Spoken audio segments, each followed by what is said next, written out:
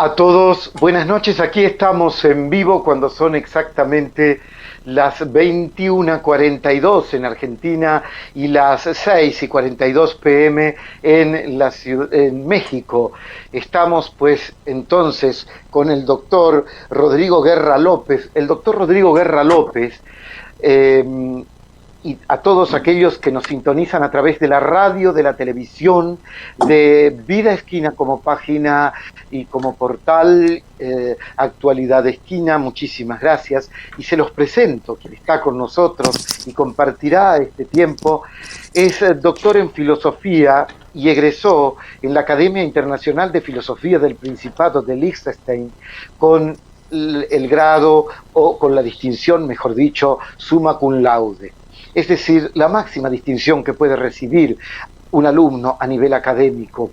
Realizó estudios en la Universidad de Eichstätt en Alemania y obtuvo el posgrado en humanismo universitario por la Universidad Iberoamericana y la licenciatura en filosofía por la Universidad Popular Autónoma del Estado de Puebla.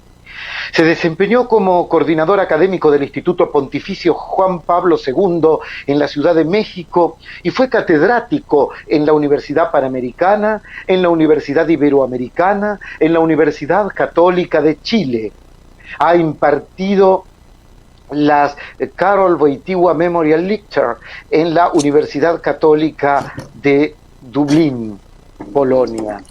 Ha escrito artículos académicos y culturales en las revistas Nexos, Este País, Tópicos, Open Insight, Medellín, Medicina e Morale, y es columnista habitual del Heraldo de México. Es autor de 35 libros entre autor y coautor, 3 de los cuales fueron prologados por el Papa Francisco. Uno, Católicos y Políticos, ediciones del CELAM del 2006. Otro, La irrupción de los movimientos populares, de la librería Editrice Vaticana del 2019. Y Discovering Pope Francis, es decir, descubriendo al Papa Francisco en el 2019. Ha sido secretario privado y coordinador de asesores del gobernador de Estado de Querétaro, vicepresidente de Canaco, miembro del Consejo Directivo de USEM Puebla, presidente de Cáritas de Querétaro durante 10 años, director general de la Comisión Episcopal de Pastoral Social, director fundador del Observatorio Social del CELAM y del Observatorio Social de la Conferencia Episcopal de México. Fue nombrado como miembro del equipo de expertos en el Sínodo Extraordinario de la Familia. Y actualmente es miembro del Consejo Internacional de la Academia de Líderes Católicos, de la Fundación Rafael Preciado Hernández, del equipo de reflexión teológica del CELAM, y ha sido nombrado recientemente por el Papa Francisco como miembro ordinario de la Pontificia Academia de las Ciencias Sociales, una de las academias más prestigiosas del mundo.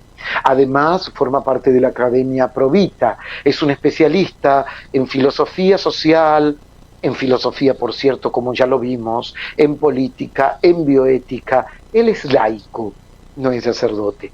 Y vamos pues entonces al encuentro del doctor Rodrigo Guerra López. Rodrigo, buenas noches, gracias por este tiempo.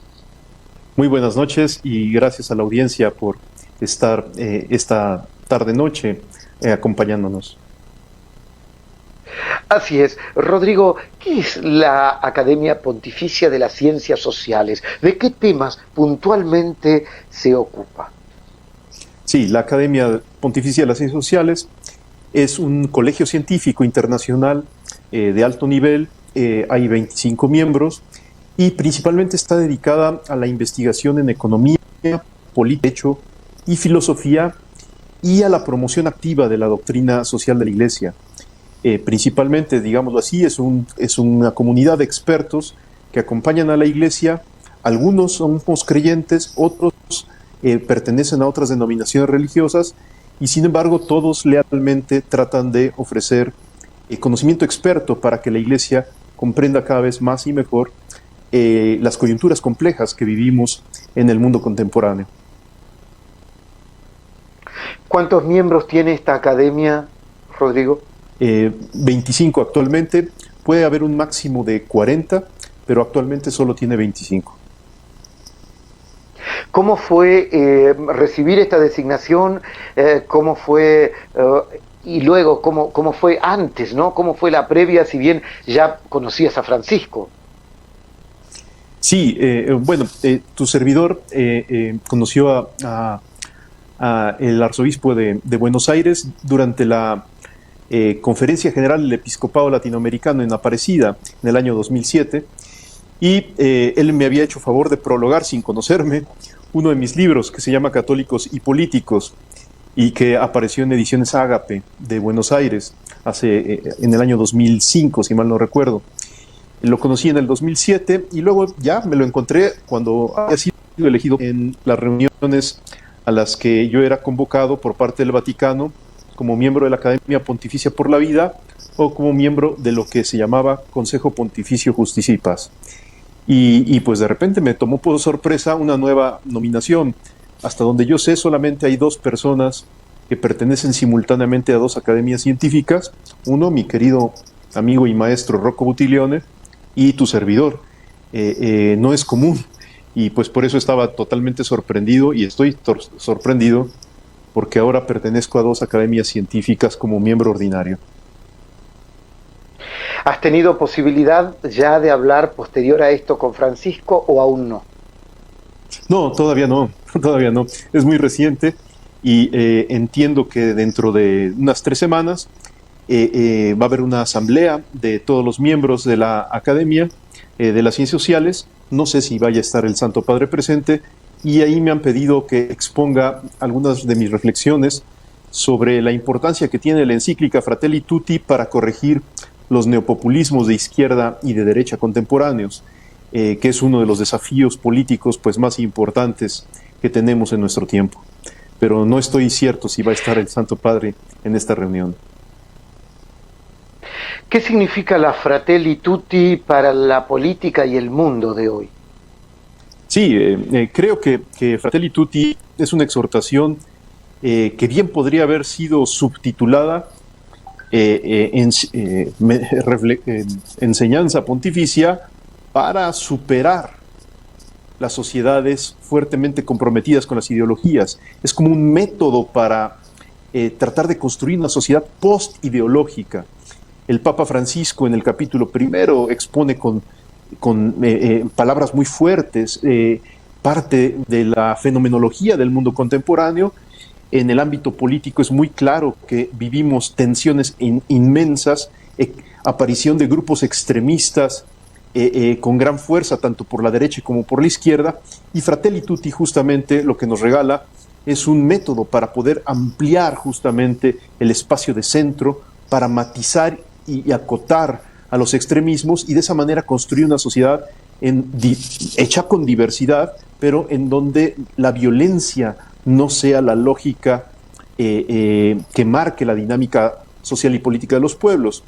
Fratelli Tutti, en otras palabras, es una medicina, es una vacuna, por decirlo en una palabra que hoy está de moda, pertinente ante los extremismos de las izquierdas radicales y las derechas radicales, que muchas veces buscan descarrilar los procesos de concertación, de consenso y hasta los procesos democráticos.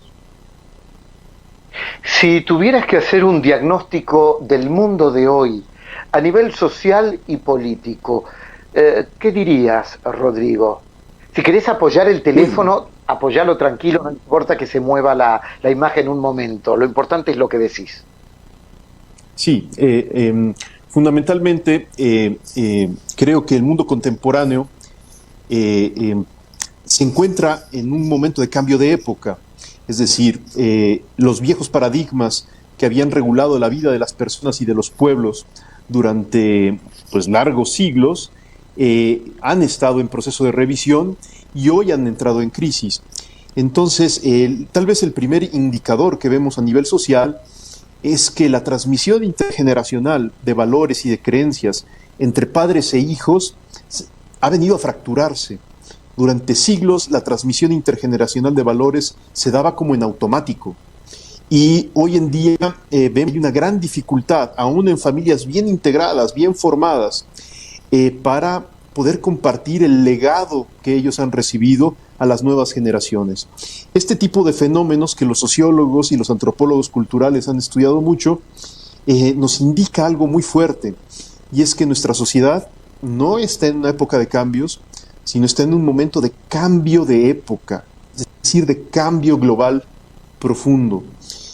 En el orden político, esto se muestra con la gran desconfianza, sobre todo que las nuevas generaciones presentan hacia las instituciones, particularmente las de orden político, o ya no existen fuertes militancias a favor de este o aquel partido, sino existen votos, pero llenas de escepticismo y cuestionamiento, porque en el fondo los partidos han nacido en la época de la modernidad, y justamente todo ese paradigma racionalista, tanto por la izquierda como por la derecha, ha entrado en crisis y se encuentra en profunda revisión.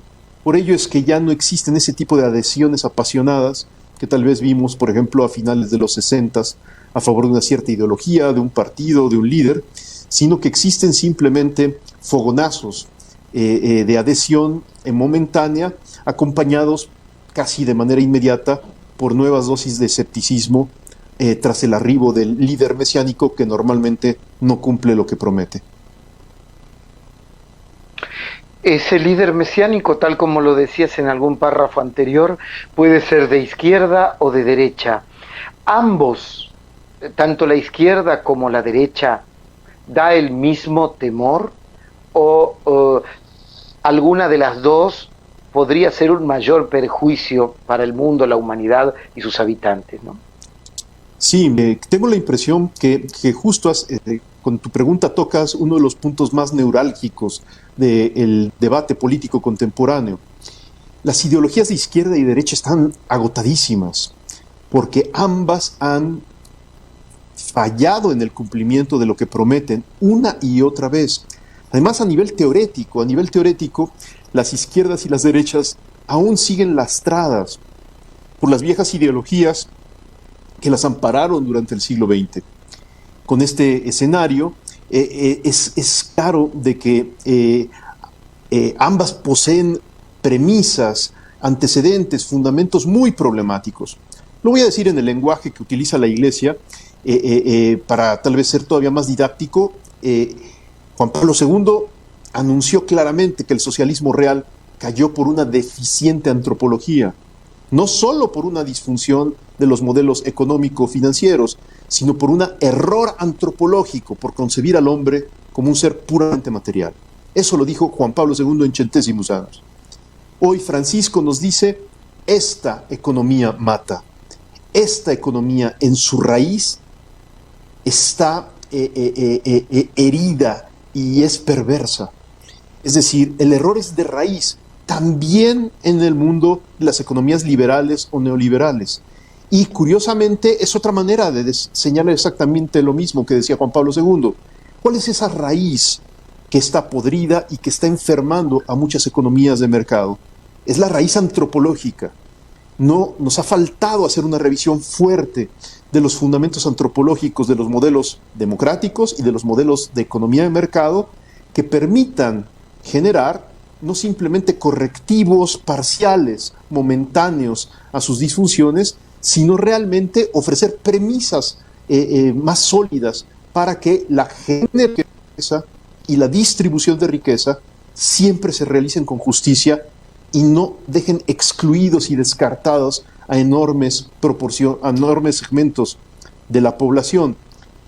Cuando los pobres se multiplican después de los proyectos de reforma estructural que fueron implementados en América Latina, esto no surge simplemente por algunas fallas de aplicación del modelo neoliberal, sino porque las premisas fundamentales sobre las que está construido no son suficientes. Les falta una visión muchísimo más holística de la condición humana que permita hacer que entonces la generación de la riqueza no conduzca a una concentración inequitativa, sino que al contrario esté acompañada de mecanismos redistributivos más sustantivos. Cuando uno habla de estas líneas de las cuales vos postulabas recién los ejes, y teniendo en cuenta el menú político que el mundo ofrece, ¿cuáles serían hoy las fuerzas o partidos políticos más cercanos a esta visión humana de la política y de la economía? Sí, a mí me parece que en el pasado hubieron ejemplos de partidos políticos que justamente sin pretender encarnar la propuesta católica, sin embargo, tuvieron una fundamentación y una acción exitosa y que indiscutiblemente la Iglesia reconoce como aportaciones oportunas, providentes en una cierta coyuntura histórica. Pienso ahorita de manera inmediata a lo que sucedió en Centroeuropa después de la Segunda Guerra Mundial, en donde hombres como Konrad Adenauer, como Alcide de Gasperi, ayudaron de una manera extraordinaria con sus partidos políticos, que en aquel entonces se denominaban demócrata cristianos, a justamente reconocer las grandes contribuciones que tienen distintas filosofías y teorías económico-políticas, pero discerniendo estas teorías y estas propuestas con ayuda de la doctrina social cristiana. Y de esa manera, sin confesionalizar cosas, sin involucrar a la Iglesia en las aventuras político-particulares en las que cada uno de estos hombres se involucró, sin embargo sí se logró generar un modelo de economía y de conciencia política distinto a simplemente las derechas y las izquierdas convencionales. Así es como nació, por ejemplo, la economía social de mercado, así es como nació la economía renana, es decir, todo estos grupos de países que en torno al río Rin de alguna manera creyeron en el mercado, pero apostaron más a la banca que a la bolsa, más al desarrollo social que al mercado como factor que destraba el desarrollo de los pueblos. Y de esta manera dieron lugar a una experiencia sociopolítica original que ha tenido, además de enormes éxitos económico-políticos, ha tenido mayor justicia social y mayor equidad. Todo esto se contradistingue evidentemente de este neoliberalismo que muchas veces genera pobres como en automático y excluye a cierto tipo de personas por no estar incrustadas amigablemente en el mercado, que es el neoliberalismo que hemos vivido en muchos países de América Latina y que hoy requiere de una corrección profunda para que no naufraguemos, evidentemente, todos como región. A propósito, ¿cómo ves a la política en América Latina? Sí, en América Latina la política se ha visto estremecida, sobre todo en los últimos años, por un fenómeno que el Latinobarómetro ha registrado muy bien. Latinobarómetro es esta medición que se hace año con año sobre la calidad de las democracias en todo el país, en todos los países de América Latina. Y desde hace más o menos 15 años es muy interesante que todos los reportes anuales presentan que los latinoamericanos, siempre que se nos pregunta qué forma de gobierno nos gusta más, cuál es la que preferimos, la respuesta es contundente: la democracia. Y sin embargo, cuando en la misma encuesta se pregunta a los latinoamericanos si para que haya orden, seguridad, empleo en tu país hubiera que restringir algunas libertades democráticas, ¿de acuerdo con un gobierno que restringiera estas libertades? La proporción de personas que apoyan la restricción de las libertades crece. ¿Qué significan estas dos respuestas dadas en simultáneo? Que creemos en la democracia, pero todavía no creemos mucho en las libertades que necesitamos para poder vivirla. Es decir, nos hace falta una mayor maduración de nuestra cultura democrática. Y esto, además, sobre todo en los últimos 10 años... Estamos, ¿sí? Digo, Sí, estamos para poner blanco sobre negro, ¿no? Estamos permeables, casi en demasía, a figuras mesiánicas o totalitarias. Exactamente, es decir, en los últimos 10 años el Latinobarómetro, ¿no?, el crecimiento de las personas que se decepcionan de los partidos, se decepcionan de la propia democracia y que hoy son escépticas, por ejemplo, la participación cívico-política.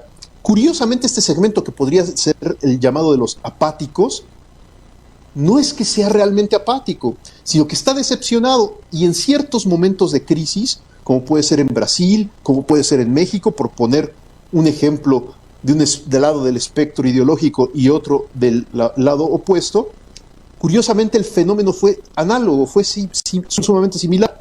El segmento de los apáticos en un cierto momento se harta, da un manotazo, y es ese segmento el que hace que arriben líderes neopopulistas, autoritarios, ya sea por la derecha o por la izquierda, que prometen evidentemente combate a la corrupción, recuperar la identidad nacional, el volver a leer la historia de los países, etcétera, pero más pronto que tarde manifiestan miedo a la ciencia, miedo a la libertad de expresión, miedo a que la sociedad civil organizada se exprese con libertad. Muchas veces la sociedad civil organizada que llevó a estos hombres al poder, pues quiere seguir participando y se encuentra a veces con medidas represivas, con regímenes hacendarios o fiscales que no ayudan a que se consolide en las organizaciones, por ejemplo, no gubernamentales. Entonces, ¿qué quiere decir? Que, caray, independientemente si el Mesías es de izquierda o derecha, está apareciendo en América Latina en una tentación autoritaria, verticalista, de corte fascistoide, muy recurrente y muy preocupante, que tiene dos partes.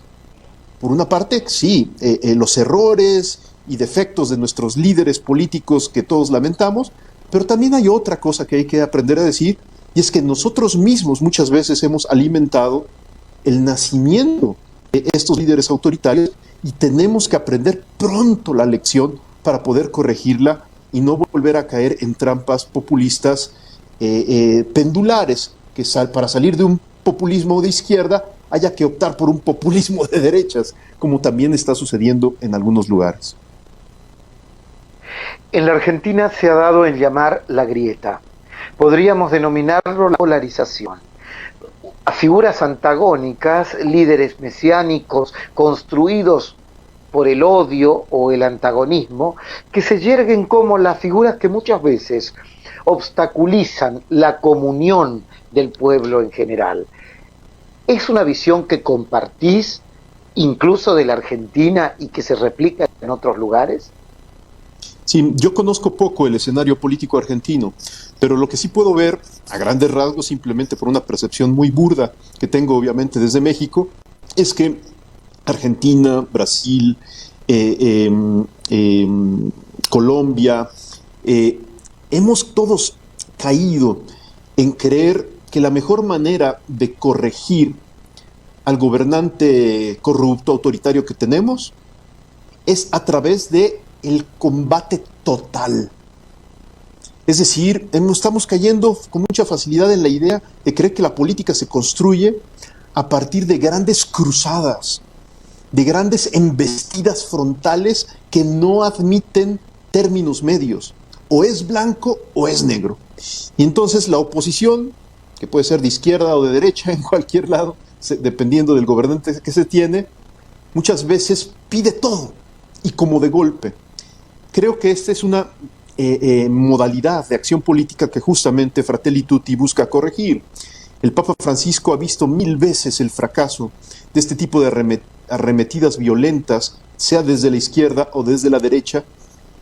La Iglesia, en su experiencia histórica, de 2000 años, ha visto este tipo de fenómenos muchas veces, y siempre que se da esta lógica perversa del antagonismo total, la historia termina mal, porque los países terminan fracturados. Hoy tenemos el ejemplo del proceso electoral norteamericano, donde una nación orgullosa de sus instituciones democráticas, orgullosa de su pluralidad y al mismo tiempo de la solidez de las reglas del juego bajo las cuales transcurrió su vida política durante muchos años, hoy está partido por la mitad debido a que la sociedad creyó en la tentación de que un improvisado autoritario que diera manotazos, que diera golpes de timón abruptos, era la gran solución. Pues vimos que no, estuvo a punto de quebrarse el régimen institucional democrático en los Estados Unidos el 6 de enero pasado. Y esta experiencia creo que nos debe dejar una lección a todos. No es así como las democracias maduran, no es así como una nueva sociedad plural se construye, sino es al contrario, mirando con atención la gran lección que Jorge Mario Bergoglio nos deja a través de Fratelli Tutti, que es tratando de reinventar la política desde la amistad social, reinventar la política desde la fraternidad, teniendo adversarios, sí, pero no enemigos, teniendo adversarios, sí, pero no objetivos a destruir totalmente. En la medida en que reconocemos a nuestro adversario como nuestro hermano, podemos mantener nuestras diferencias, pero siempre encontraremos motivos para el respeto, para el diálogo y para la búsqueda de consensos en orden al bien común. Lo digo ahora ya de manera breve, todo este largo discurso. El bien común se disuelve cuando la lógica perversa de la enemistad y del encono ingresa en mi corazón y en mi conciencia, y desde esa lógica perversa intento justificar mis excesos y mis exabruptos. Nosotros en la Argentina observamos una creciente campaña que el mundo también de algún modo la refleja contra Mario Bergoglio, léase el Papa Francisco. Estas campañas, ¿de dónde provienen? Sí, me parece que hay una cosa muy latinoamericana, y seguramente en Argentina también se vive, que en México le llamamos el efecto cangrejo. Cuando los cangrejos están en una cubeta y tal vez ayudándose entre todos podrían salir de ella, no, al contrario, los cangrejos jalan al que destaca más hacia abajo, y como que les da vergüenza de que un cangrejo valiente de repente destaque y encuentre la salida. Creo que esta puede ser una parte de una explicación de por qué a veces en Argentina no se ve con orgullo al más grande de los argentinos que ha habido en la historia de esa nación, que es Jorge Mario Bergoglio. Nunca ningún país de América Latina había ofrecido al mundo y a la Iglesia Universal un papa. Argentina debía estar orgullosísima de estar contribuyendo a la historia mundial a través de Jorge Mario Bergoglio. Pero también hay que decir otra cosa. También en Argentina han existido grupos pequeñitos desde hace mucho tiempo de un nacionalismo católico altamente ideologizado, que hoy siembran suspicacias, siembran semillas y venenos aún en ambientes sanos. Y así vemos cómo esos viejos grupos que hace muchos años ya las nuevas generaciones ni los conocieron, como la Tacuara, como todos los ambientes en torno al padre Julio Mendiel, el antisemitismo católico argentino, que durante algunos años existió, hoy tienen nuevos discípulos, tienen nuevos subproductos, que a veces de manera más explícita, a veces de manera un poco encubierta, siembran suspicacias a través de videos de YouTube, de redes sociales, de grupos de WhatsApp, y tratan de minar la confiabilidad que debería de haber hacia el Papa simplemente por el hecho de ser sucesor de San Pedro. Entonces sí tenemos que reconocer, desde el punto de vista del análisis político más estricto, que han reaparecido este tipo de grupitos que hoy tienen más eco que nunca a través de las redes sociales y que cometen dos errores graves, ¿no? Uno de orden político, que es creer que el espíritu de cruzada y de combate es el que puede hacer progresar el bien común y salvar la civilización occidental cristiana. Este tipo de ideas son las de las cruzadas y se contradistinguen muchísimo al espíritu del Concilio Vaticano II y no responden hoy a la nueva sensibilidad que la Iglesia ha madurado desde el punto de vista práctico. Pero también este tipo de grupos cometen errores no solamente políticos, sino doctrinales, porque en el fondo la adhesión al Papa no está basada en si me simpatiza o no, si es más culto o no que el anterior, o si... No. Para un católico la adhesión al Papa se basa en que la promesa de Jesús de sostener a su iglesia y de impedir que los poderes del infierno triunfen sobre de ella, en buena medida se juega en la fidelidad al sucesor de Pedro. Por eso ya desde la antigüedad se solía decir que allí donde está Pedro está la verdadera iglesia. No existe comunión fuera de la comunión con el Papa. Y por eso este tipo de grupitos aparentemente falsamente ortodoxos muchas veces desorientan mucho y cometen un grave error aún en materia de fe, no solo político, cuando recaen en un extraño movimiento protestantoide. Este tipo de ortodoxos tan celosos de la doctrina que hasta se sienten superiores al Papa, en el fondo están encubriendo una actitud protestante porque rompe y rasga fuertemente la unidad de la Iglesia en torno a Pedro, cosa que es constitutiva de nuestra fe y que no debe de ser cuestionada jamás por un buen cristiano. Decías que estas mentes y sus actitudes no contribuyen al bien común. La pregunta que se impone es, ¿a estos grupos les interesa el bien común o solamente su sectaridad y el triunfo a como dé lugar de sus ideas sectarias, valga la redundancia? Exactamente, el bien común es uno de los conceptos más nobles del pensamiento político clásico y de la doctrina social de la Iglesia. Y el bien común se construye desde la solidaridad, desde la compasión, desde la ternura, que ayudan a que la justicia, cuando ingresa en el escenario, no sea cruel, sino esté llena de humanidad. La palabra bien común, en otras palabras, es una síntesis, por así decirlo, de lo mejor de la vida humana, entendida como vida social, como vida comunitaria. Por eso, cuando este tipo de grupitos exaltan y apasionan a algunas personas en ambientes muy sanos y hasta grupos de iglesia, al propio movimiento Provida, lo han inoculado muchas veces con ideas muy malsanas. Cuando hacen este tipo de grupitos, realmente lo que hacen es abonar a que el bien común se desplome, porque el bien común no se construye con odio, con venganza y con deseo de destrucción total del enemigo. El verdadero bien común se construye desde la solidaridad, desde la paz, desde el respeto a la dignidad de la persona y los derechos de la conciencia. El documento sobre libertad religiosa del Concilio Vaticano II, ante todo, defiende la verdad sobre la persona, que incluye la verdad sobre su conciencia, y por eso es que este tipo de grupitos no les gusta el concilio, particularmente este documento, y normalmente buscan imponer como de golpe y a veces hasta violentamente lo que ellos creen que es la verdad, sin tomar en cuenta que la verdad solo es digerible cuando se afirma con caridad. La verdad sin caridad destruye. La caridad sin verdad se vuelve sentimentalismo.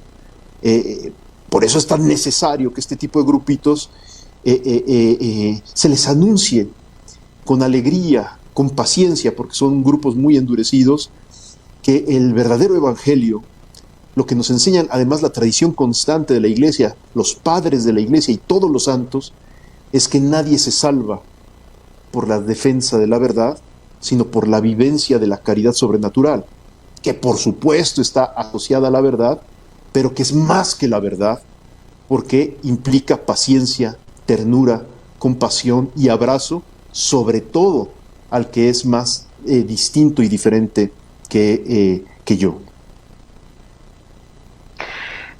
Aquí creo que hay un punto muy interesante a tocar. En nuestros países latinoamericanos, muchas veces, la mayoría de ellos, están gobernados por católicos.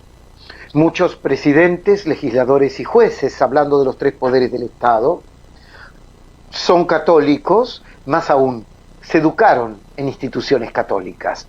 Fueron desde jardín de infante hasta el final de su escuela, colegio, liceo, a colegios confesionales católicos y posteriormente estudiaron en universidades católicas.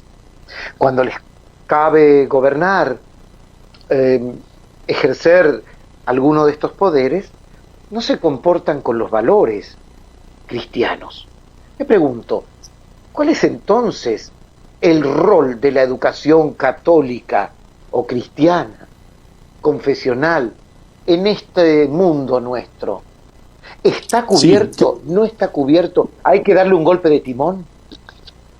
Sí, yo creo que sí. El Papa Benedicto ya lo decía con gran fuerza. Hay una emergencia educativa. Emergencia. Es decir, no simplemente una cierta crisis momentánea, sino que se requiere con una acción urgente para responder a algo que se está incendiando completamente. ¿Qué ha pasado en la educación católica? Pues bueno, cada país y cada experiencia educativa tendrá su propia historia, pero en general ha habido una tendencia muy fuerte en la educación católica a creer que lo católico de la educación católica son los valores cristianos. Y ahí está la trampa, porque los valores cristianos, por más cristianos que sean, no salvan. El querigma no es la ley natural.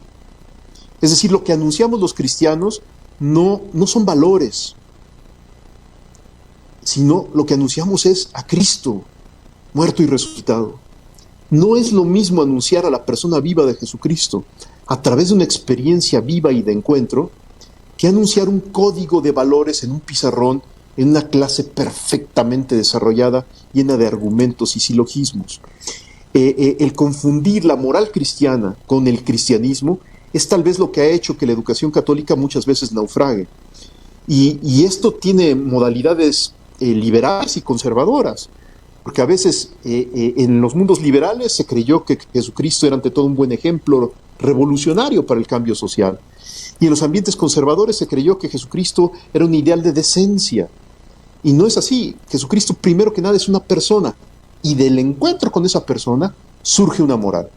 Hay un pasaje del Evangelio que le gusta mucho a Jorge Mario Bergoglio y que es muy elocuente a este respecto, que es el encuentro de Jesús con la mujer adúltera. Cuando Jesús se encuentra con la mujer adúltera, que es verdaderamente adúltera, que fue además atrapada infraganti, Jesús no le reprocha su pecado y la lecciona con valores cristianos, sino lo primero que hace Jesús es defenderla, a la adúltera, delante de los que la quieren ejecutar en nombre de la ley. Entonces el primer gesto de Jesús es la defensa, no el ataque, es la defensa de la mujer que vive fuera de la ley de Dios, y acogiéndola y abrazándola y diciéndole: yo no te condeno, yo no te juzgo. Luego la invita a no pecar más, a un cambio de vida, pero lo primero es la acogida y el abrazo. Este pasaje, a pesar de que es muy breve, del Evangelio, muestra metodológicamente el punto clave de la crisis de la educación católica. La educación católica, primero debemos estar preocupados por el abrazo, la caridad, la experiencia comunitaria y solidaria de maestros, alumnos y padres de familia, y a partir de esa experiencia entonces sí anunciar valores cristianos y la ley moral natural y todo eso. Pero la ley moral natural intoxica y genera reacciones, al contrario, hasta adversas en los nuevos jóvenes, cuando no va acompañada de una cercanía y de una ternura que haga que el joven, a través del abrazo, empiece a sospechar que el Dios cristiano es el verdadero. Creo que esa es la gran lección de la crisis que vivimos. Benedicto XVI le dedicó hermosísimas catequesis a explicar esto que ahorita he mencionado de manera muy apretada, y valdría la pena tal vez revisarlo para no volver a cometer errores que ya Benedicto intentó corregir y que ahora el Papa evidentemente está tratando de continuar por su senda. Has participado del Sínodo de la Familia y has sido asesor, ¿no?, del Sínodo de la Familia. Y tu primer párrafo en la charla tuvo que ver con eso, con la transmisión de valores y la familia. ¿La familia verdaderamente está en crisis hoy o hay una nueva morfología o concepción, más aún, de familia? Sí, las familias somos, digamos, la realidad social más cercana. Antes de hablar del Estado, de la economía, la vida social acontece en la dinámica familiar. Ahí es donde, para bien o para mal, aprendemos cosas buenas, conductas, por ejemplo, solidarias, a respetar la dignidad del otro, a escucharlo, a ser paciente con los defectos de nuestro prójimo, o también podemos aprender los vicios más terribles. Indiscutiblemente hoy los matrimonios y las familias vivimos una importante crisis. Justamente en la exhortación post-sinodal Amoris Laetitia, el Papa habla de cuán herido está el amor conyugal en la actualidad, de cuánto dolor hay en tantas parejas y en tantos hijos e hijas que no ven en su familia un espacio para poder respirar humanamente. Y hay que reconocer que ahí hay algo que no está funcionando bien. Justo por eso se hizo el sínodo extraordinario y luego el ordinario para la familia. Y después de haber escuchado una gran cantidad de hipótesis y discusiones, el Papa lanza una gran provocación a toda la Iglesia. Y es que la doctrina sobre el matrimonio y la familia, por supuesto que no va a cambiar, pero las estrategias pastorales tienen que ser renovadas. Principalmente, perdón por repetir, pero a través de la acogida, a través de la paciencia, a través de la misericordia y la ternura. Y por eso hasta el tema que fue muy escandaloso cuando se publicó Amor Leticia, hasta los divorciados vueltos a casar pueden ser abrazados y acogidos en la comunión de la Iglesia. Claro que sí. El Papa dirá fuertemente, no hay situación familiar, por difícil que sea, que no tenga solución. Para todos hay camino para reencontrarse con Cristo. Unas situaciones serán más fáciles, otras más difíciles, pero todo mundo tiene que estar consciente que para todos hay camino sin excepción. Y por supuesto, los sacerdotes, los pastores, los confesores, los directores de almas tienen que aprender a renovar sus estrategias de aproximación con las parejas más heridas, para con las familias más destrozadas, porque no basta repetir la sana doctrina para creer que ya se está haciendo pastoral familiar. Es necesario abrazar, acoger, acompañar e integrar para ir descubriendo lentamente lo que Dios misteriosamente está haciendo en el alma de las personas y encontrar el camino muchas veces sinuoso para que una persona regrese a la comunión con Cristo plenamente. Dios no desampara a nadie. Dios no desampara a nadie. Yo creo que esto es un gran consuelo que el Papa nos regala, y en el fondo lo que está haciendo el Papa es recordar simplemente el Evangelio.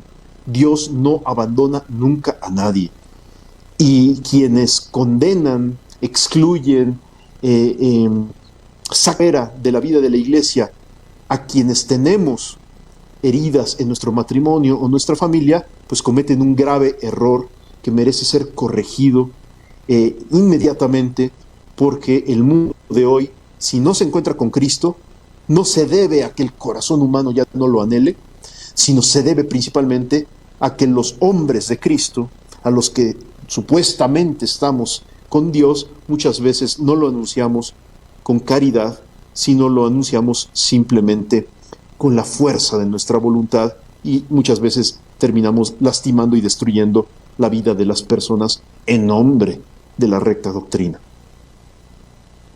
En ese punto creo que se yergue la pregunta a propósito de todo el movimiento, las familias que tienen la realidad LGTBI, es decir, la realidad gay, lesbianas, trans, bisexuales.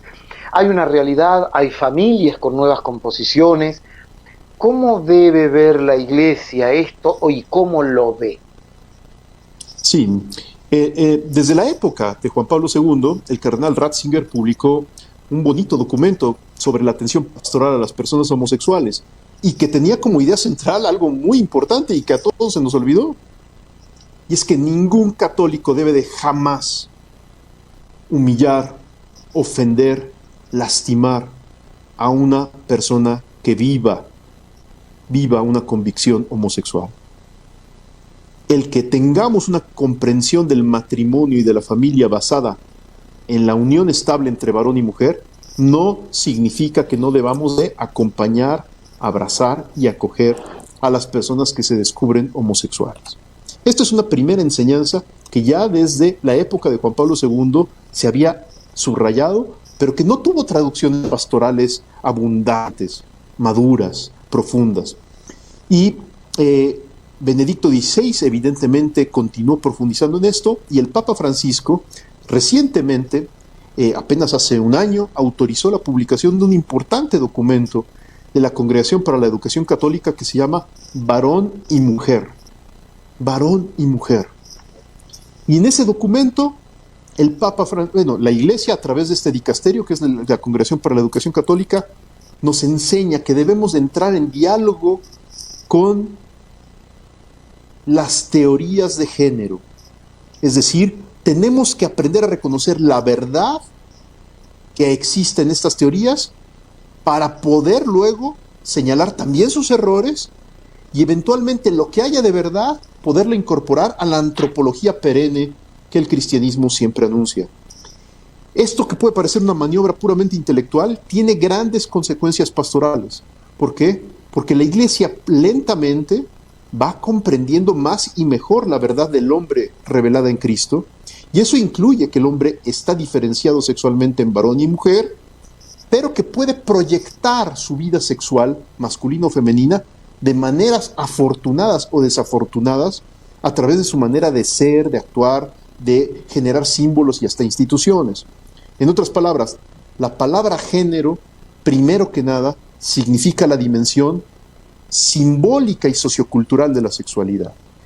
Si entendemos así la palabra género, podremos entender que existen luego teorías de género de muy diverso tipo, que merecen ser revisadas como siempre de manera crítica y rigurosa, y existe por supuesto en un tercer nivel la ideología de género, que es esta manera pervertida que desde el poder trata de separar la identidad sexual de sus manifestaciones socioculturales en las personas para justificar cualquier chabacanada en la vida sexual activa.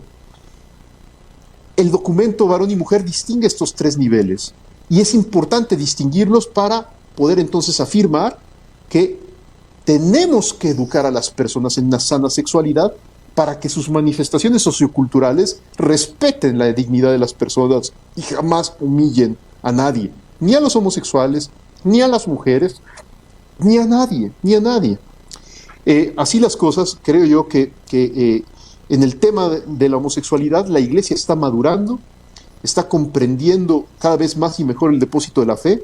No hay ninguna variación en la doctrina de la Iglesia en estos temas, pero sí hay una maduración pastoral que debe de generar nuevas iniciativas pastorales, hoy muy urgentes, para que las personas que descubren una inclinación homosexual no vean en esa inclinación un impedimento para acercarse a Cristo, sino al contrario, un desafío que requiere ser educado, al igual que la inclinación heterosexual. Aquí a veces en conversaciones y charlas a este respecto, me gusta decir un poco para simbrar fuerte a la audiencia que la homosexualidad no es por definición pecado, ni la heterosexualidad es por definición virtud.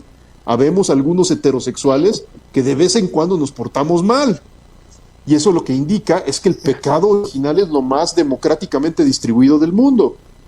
Ambos, homosexuales y heterosexuales, necesitamos ser educados en una recta comprensión sobre la sexualidad y el amor humano que nos permita volver a apreciar la fuerza y la belleza del matrimonio entre un hombre y una mujer. Si hacemos esto con cuidado, con paciencia, podremos crear estrategias pastorales bellas y no meramente momentos reaccionarios para combatir, para destruir, que muchas veces no tienen resultados positivos en términos de bien común.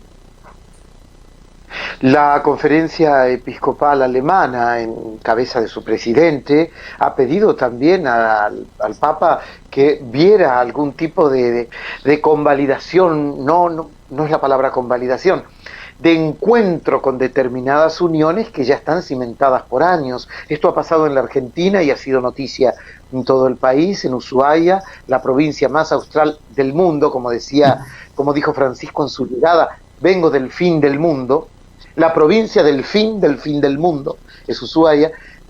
Se ha celebrado una ceremonia, no boda, con la bendición o participación de un sacerdote, de una señora trans y un señor cis, que han, luego de tener dos hijos adoptados, ya de 19 y 16 años, han tenido esta bendición y ha generado un gran revuelo en muchos ámbitos. Pero creo que nos debemos empezar a acostumbrar a esas cosas, incluso pedidas por Europa, ¿no es cierto? Sí, los alemanes han tratado de ir más allá de lo que la Iglesia enseña, ahí es claro. Cuando de repente han pedido que se den bendiciones a matrimonios homosexuales, están pasando demasiado rápido por muchas cosas que merecen ser atendidas y entendidas a plenitud. A su servidor le ha tocado discutir con algunas personas de nacionalidad alemana y que son fuertes promotores de este tipo de aproximación teológico-pastoral. Y casi siempre llegamos al mismo punto, y es en el momento en que nos confrontamos fuerte con la Escritura, algunos intentan relativizar hasta la misma enseñanza de Jesús, diciendo que hay que contextualizarla en su universo sociohistórico de hace 2000 años, y que, por lo tanto, Jesús, para ellos, no indicaría nada en particular respecto del matrimonio heterosexual y monogámico. Ahí, la verdad es que este tipo de interpretaciones escriturísticas son muy débiles. La mejor hermenéutica histórico-crítica de la Sagrada Escritura, la más contemporánea, si bien es cierto que es muy consciente de los contextos en los que se desarrolló la vida de Jesús de hace 2000 años, sin embargo también es muy consciente, si es hermenéutica católica, que la interpretación de la Sagrada Escritura no se realiza sino en comunión con la tradición constante, con el magisterio constante y con los padres, doctores de la Iglesia que siempre nos iluminan en este y en cualquier otro debate doctrinal. Por eso, desde mi punto de vista, no hay forma de equiparar las uniones homosexuales al verdadero matrimonio, ya sea como institución de derecho natural, ya sea como sacramento.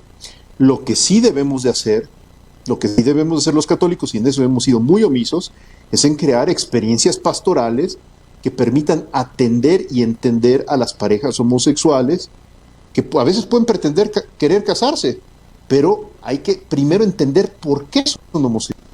Este es un tema que en el mundo católico conservador y en el mundo homosexual liberal es muy poco estudiado. Lo que llamamos nosotros en nuestro centro de investigación las distintas etiologías de la homosexualidad.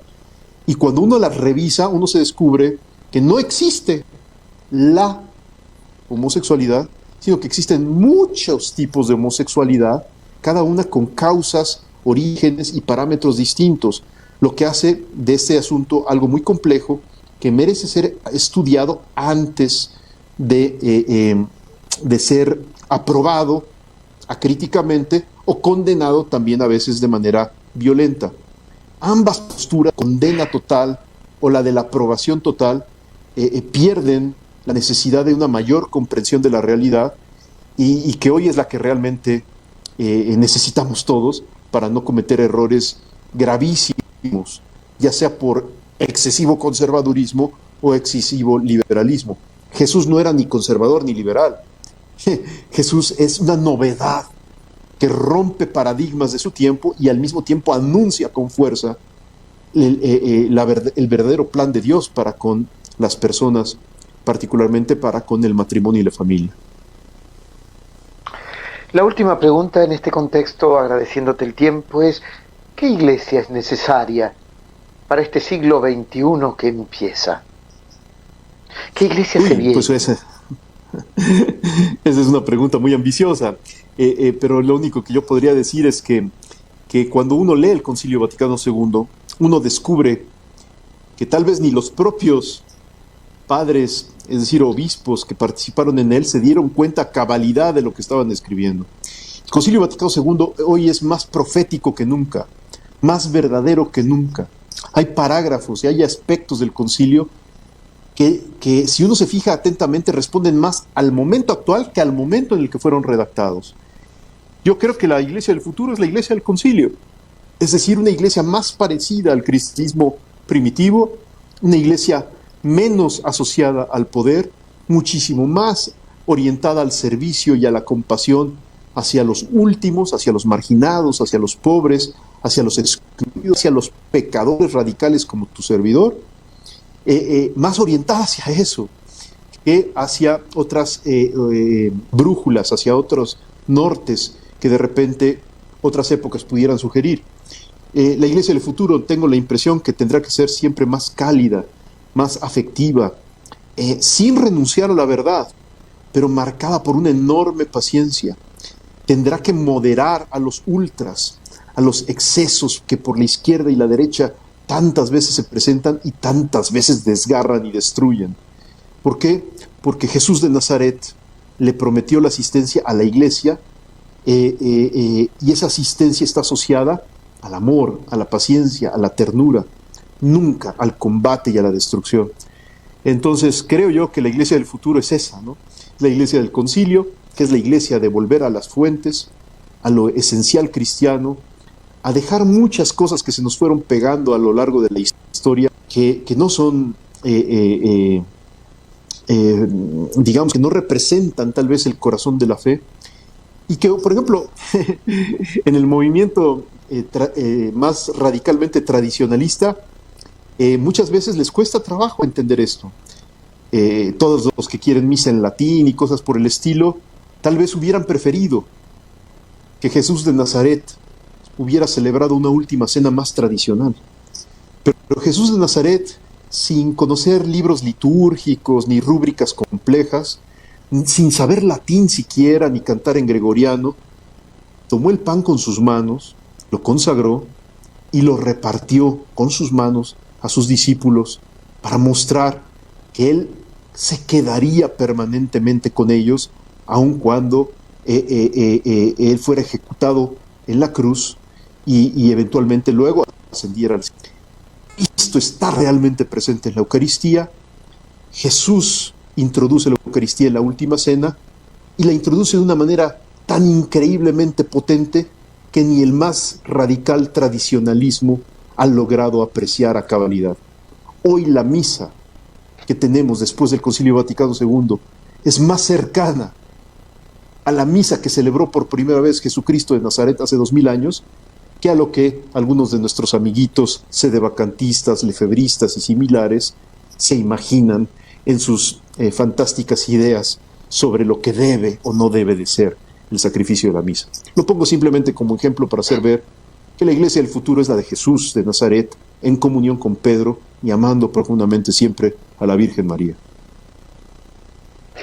Rodrigo, abusando de tu generosidad y valorando tanto el tiempo que nos has brindado, te hago dos preguntas en una y te prometo que son las últimas. Sí, Primera, la formación sacerdotal de seminarios que hoy se da, ¿es la formación que la Iglesia necesita en este siglo XXI? Y la segunda, que tiene que ver con esa. Los laicos en general, ¿estamos empoderados y somos conscientes de nuestro rol o seguimos siendo clericalistas? Sí, pues son dos preguntas que dan para mucho. Las respondo muy brevemente. Respecto a los seminarios, es claro que la respuesta es no. No tenemos la formación sacerdotal para el sacerdote del siglo XXI. Por eso recientemente se modificó la Ratio Studiorum de los seminarios y apenas los seminarios están empezando a incorporar los nuevos parámetros formativos, que hablan sí de formarse en filosofía, en teología, en espiritualidad, todas esas cosas, pero con los acentos propios al cambio de época hoy tan necesarios. Y apenas lentamente los seminarios están empezando con sus primeras adaptaciones y experimentos.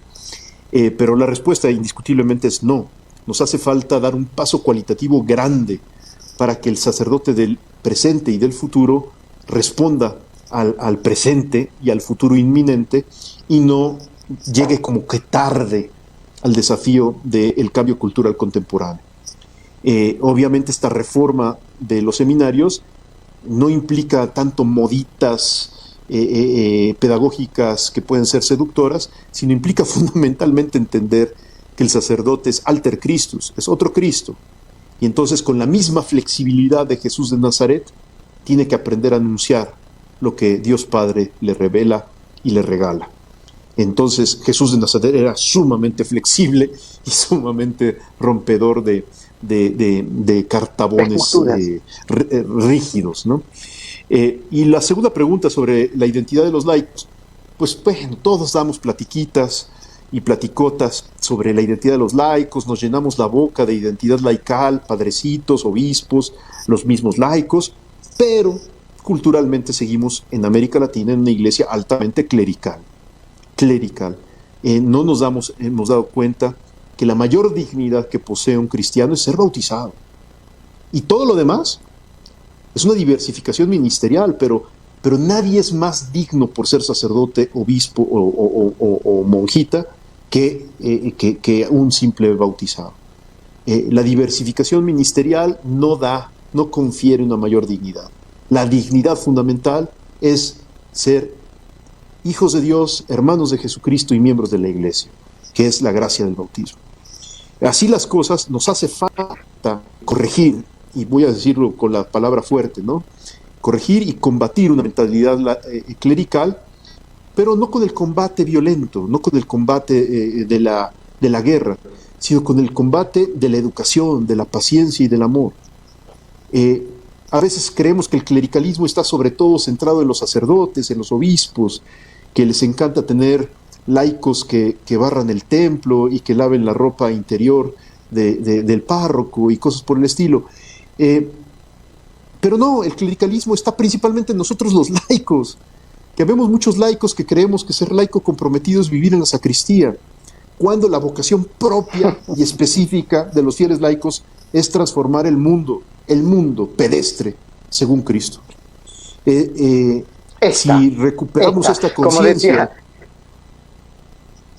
Sí, dime. Digo, de hacer estas cosas, de llevar al mundo lo que somos. Y recuerdo aquí la famosa anécdota, que también la recordarás, de Francisco. Sí, padrecito, sí, padrecito, sí, padrecito. Sí, exactamente. Ya basta de sí, padrecitos. Por eso es que el Papa está promoviendo el que seamos una iglesia sinodal. Esta palabra nos resulta muy nueva a todos, pero lo que significa es que todos somos igualmente corresponsables de la iglesia, y por lo tanto que hasta en las estructuras de gobierno de la iglesia es necesario que se abra espacio a las mujeres, a las consagradas, a los fieles laicos, y que todos por igual realmente participemos en las grandes decisiones y estrategias por el bien de nuestra iglesia. Apenas el día de ayer el Santo Padre acaba de nombrar como vicepresidenta del sínodo de los obispos, a una mujer consagrada, que va a tener derecho a voto. Esto es una increíble, extraordinaria novedad en la historia de la Iglesia, que debe de inspirar muchas otras formas de participación, no solo femenina, sino laical, en toda la Iglesia. Lo voy a decir ahora de una manera nuevamente provocadora, ¿no? Ya basta de que unos mandan y otros obedecen. Es necesario que todos participemos, todos colaboremos desde nuestra especificidad. Yo no voy a decir de qué color deben de ser las sotanas en los seminarios. No tengo competencia ni idea de ese tipo de asuntos, pero sí puedo decir cómo atender tal vez efectivamente el desafío de los matrimonios y las familias que somos laicos y que requieren de una mayor ternura, cercanía y compasión por parte de los sacerdotes.